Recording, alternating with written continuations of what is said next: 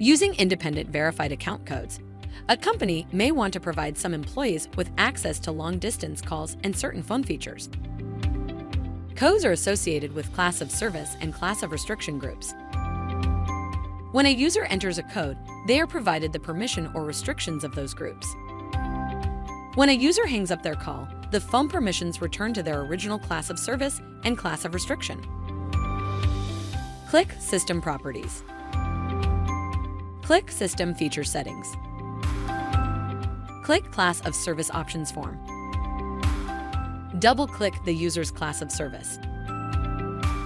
Click the Advanced tab. Set Account Code Verified to Yes. Click Save. Click Feature Access Code form. Click Change All. Confirm the code that will be used to change your phone privileges. Click Cancel. Click Independent Account Codes form. Click Add. Enter an account code.